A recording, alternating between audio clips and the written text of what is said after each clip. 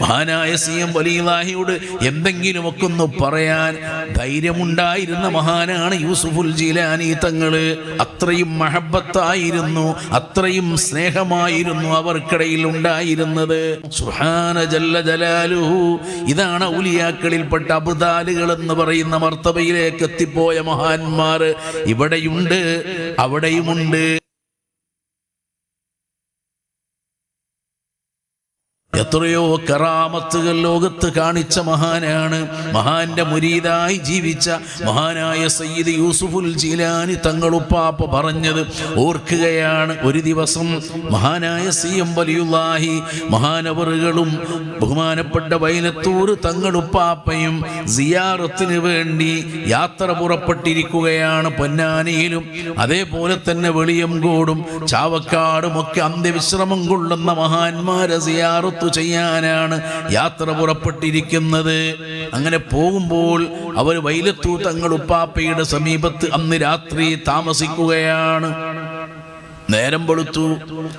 അവിടുന്ന് യാത്ര പിന്നെയും ആരംഭിക്കുകയാണ്.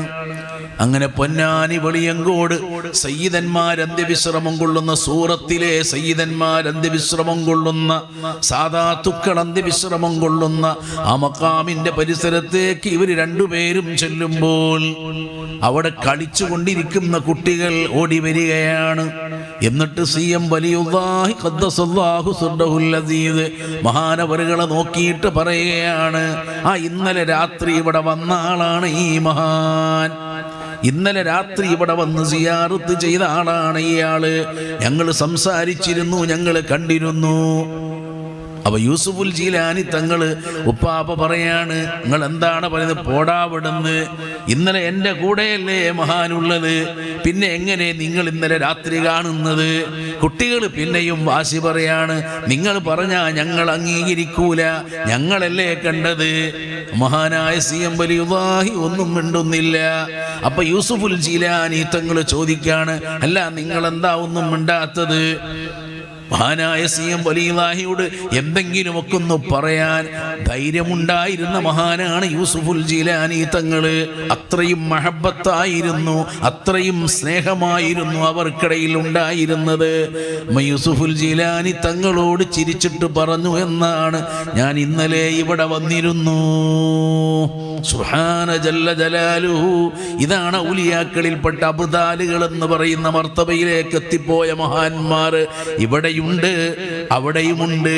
അബുൽ ഹസൻ തങ്ങളെ കുറിച്ച് നമ്മൾ കേട്ടല്ലോ, അവിടെയുണ്ട്. എത്രയോ കിലോമീറ്ററുകൾ എത്തേണ്ട സ്ഥലത്തേക്ക് സെക്കൻഡ് കൊണ്ട് 5 വഖ്ത് നിസ്കാരങ്ങൾക്ക് ഇമാമ് നിന്ന് നേതൃത്വം നൽകാൻ മഹാനെത്തുകയാണ്. ഖാജാ റളിയല്ലാഹു തആല എന്നും ഇശാ നിസ്കാരത്തിന് അജ്മീറിലെ പള്ളിയിലാണ് നിസ്കാരത്തിന് നേതൃത്വം നൽകുന്നത്. എന്നാൽ ഇശാ നിസ്കാരം കഴിഞ്ഞിട്ട് മഹാനവറുകൾ എന്നും മക്കത്തുൽ മുക്കറമയിൽ ചെന്നുകൊണ്ട് കഅബ ശരീഫ് തവാഫ് ചെയ്യാറുണ്ടായിരുന്നു. മക്കയിൽ വെച്ചുകൊണ്ട് ഖാജാ തങ്ങളെ നിത്യവും ആളുകൾ കാണാറുണ്ടായിരുന്നു. ഇത് ഔലിയാക്കന്മാരുടെ ലോകമാണ്.